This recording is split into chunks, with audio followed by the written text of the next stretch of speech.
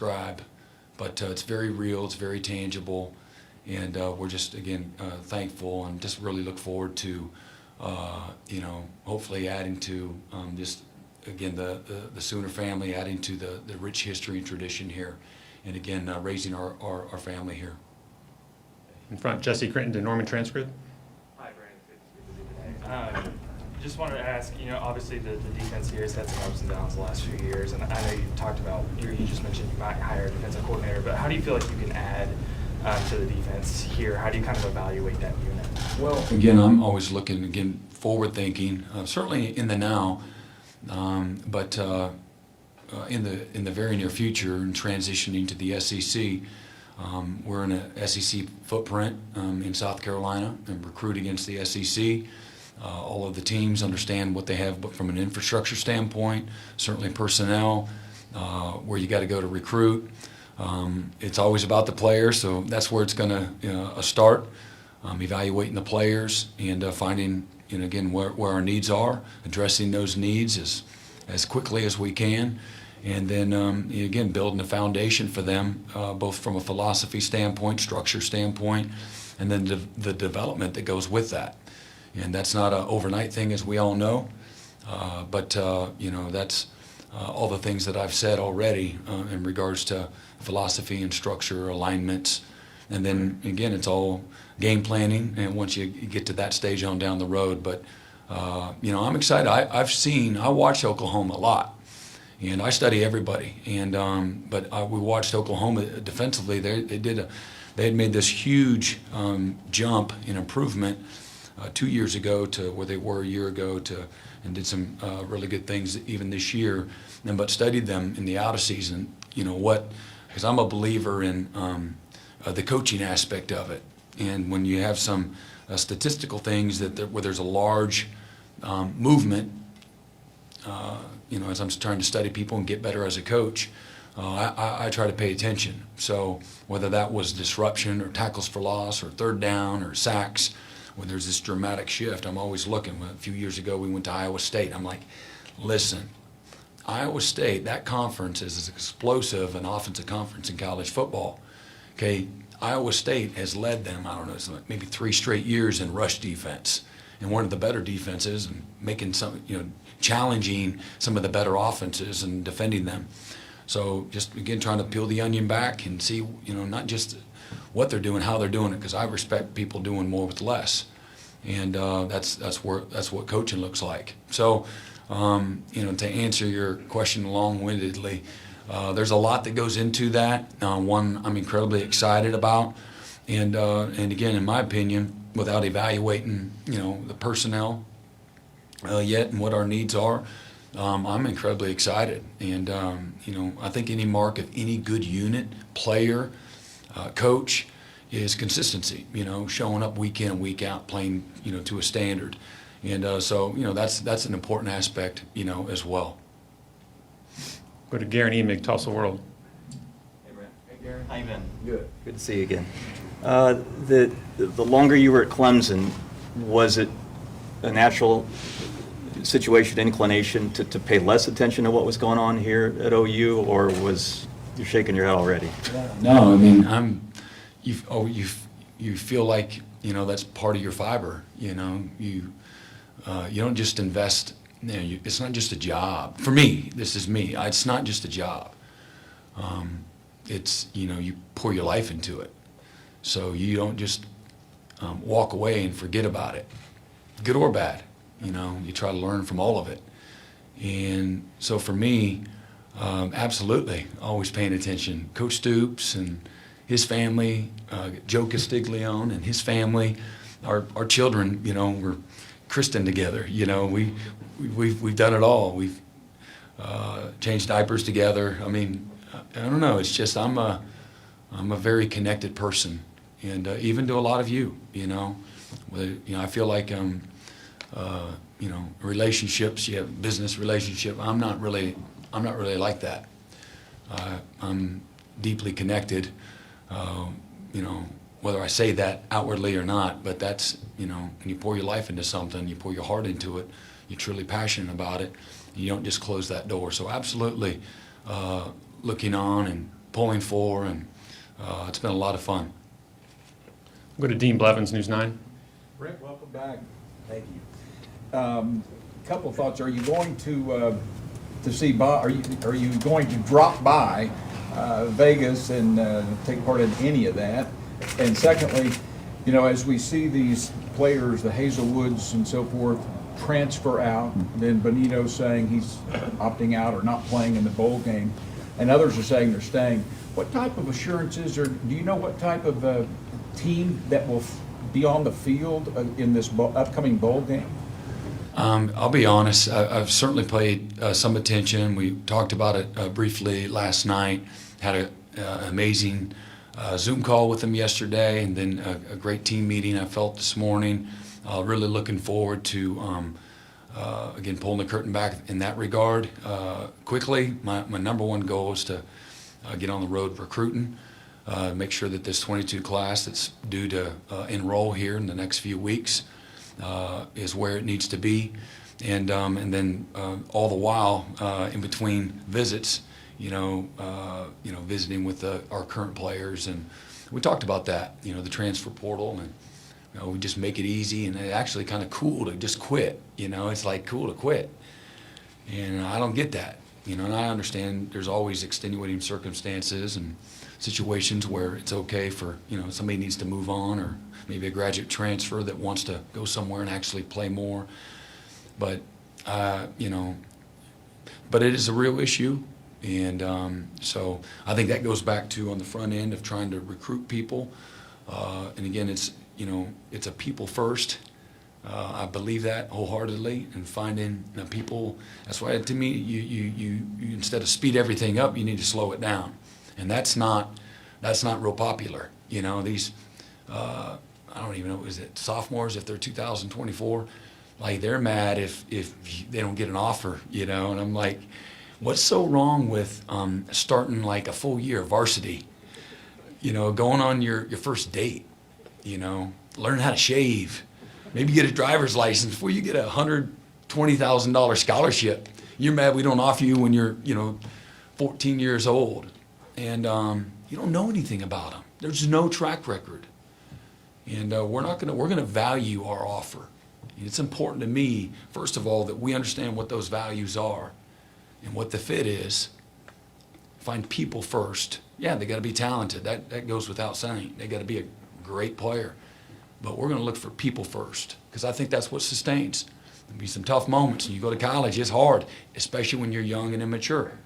So I think it's important that you find people that got the right stuff. And whatever that is, and again, our job as a staff is having the ability to identify that, and it's not nobody's going to be, nobody's going to protect themselves wholeheartedly where you're not going to lose anybody, but we want to keep it, we want to keep that to a minimum, because I think continuity can be a very good thing, as we know, and development. I want to be a developmental program. I want everything about our program to be developmental.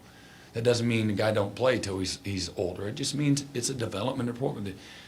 Football's a developmental game. The more you play, the more you practice, the better you get. There's a reason why that 4th and 5th year player, I had a couple of 6-year guys this year, amazing players. They just play way up here. They fly up here where the Gulf Stream does. They're not down here with the King Air. They're up there, that Gulf Stream. And sometimes those young guys, they can get up there, but they're down here, and they're up here, and they're down there. And that's how they think as well. So, again, I think it's important that we're patient, we find the right fit in regards to the recruiting process. Be aggressive when you need to. You know it when you see it, you know it when you don't. And then, again, I think you got to continue to always, you can't you spend all this time, you spend a year recruiting some of these guys, and then all of a sudden you get them, and then you're on to the next, and then you lose your way with the players that are in your locker room. And I think managing that is very important. I think it's important. It's my responsibility that I continually remind our staff when we get everybody in place that there's nothing that's more important than those guys in that locker room, period. And that other stuff can wait, and that has its urgency as well. But I think when you get that locker room right, everything else will work accordingly. Let's go to Cliff Brunt, AP. Yeah, Coach, over here. Take the OU part out of it. What is it about you at this time in your life that makes it the right time to make this jump? I don't think I can take the OU out of it. I'll be honest. I mean, that's what was in it for me. Having numerous opportunities throughout my career.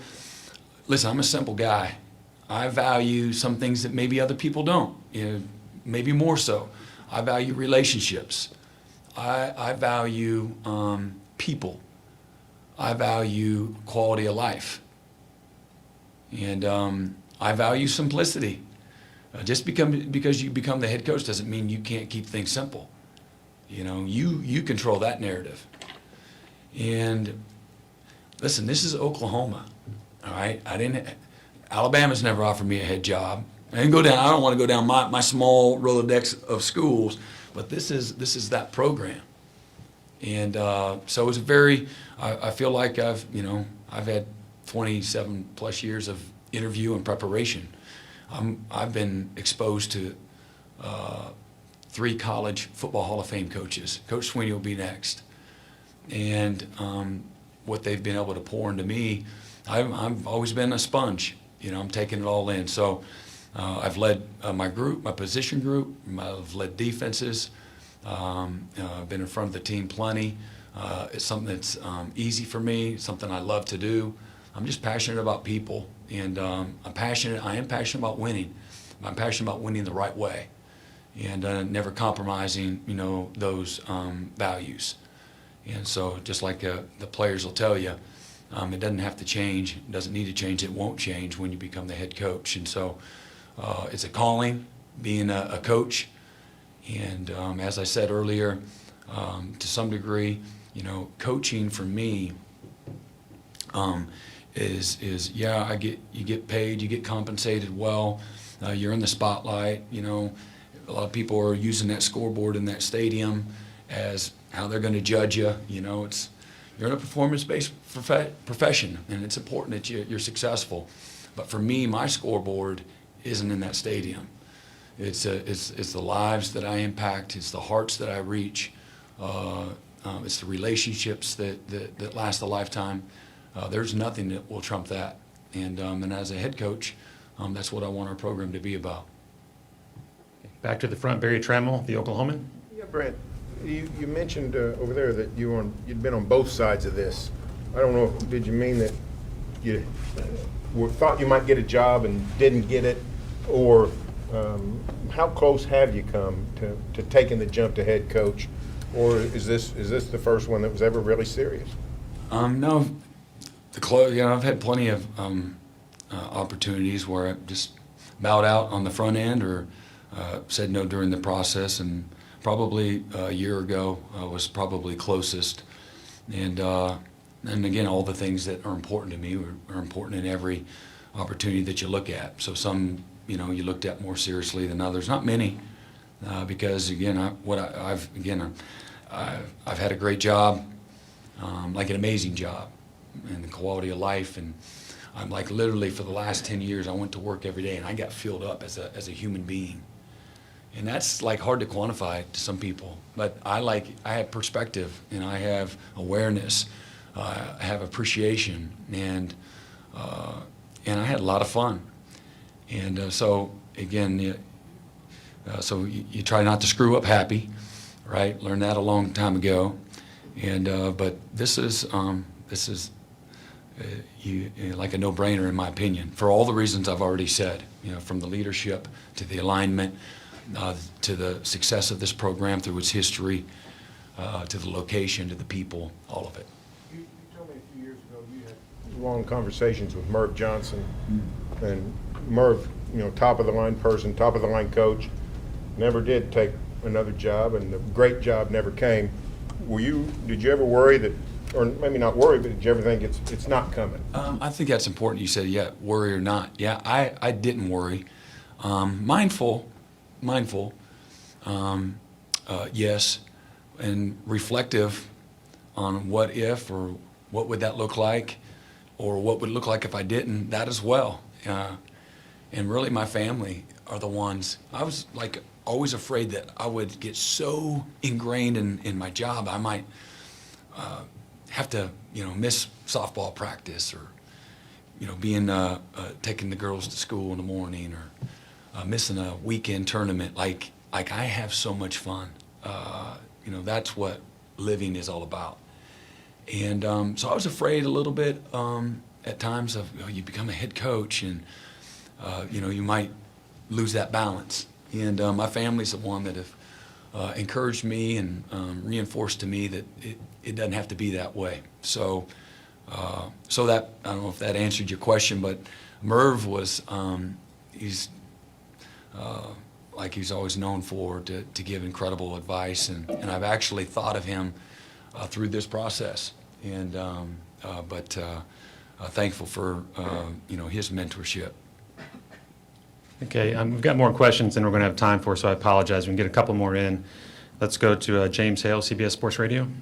Great to see you. I'm glad you're back, Dan. You touched on it a little bit in your opening, in your celebration there, but what have you always thought as a head coach that you really wanted to do offensively and defensively? Can you take a little deeper dive into that and tell us what you expect? Yeah, I mean, I think you just watch how offenses work today, with obviously a fast pace, most everybody's no huddle or the sugar huddle. Just being aggressive, aggressive and physical and everything. Just because you spread out doesn't mean you have to lose a physical element. And I think it's important, more important than anything else, that you maintain, establish, nourish, enhance, improve, have a standard of physicality that goes with whatever scheme that you're implementing. But I think it needs to be diverse. I think I love game planning. I love coaching week to week. Tweaking and fitting schemes and based on the matchups and things of that nature. But I think it's important that you understand your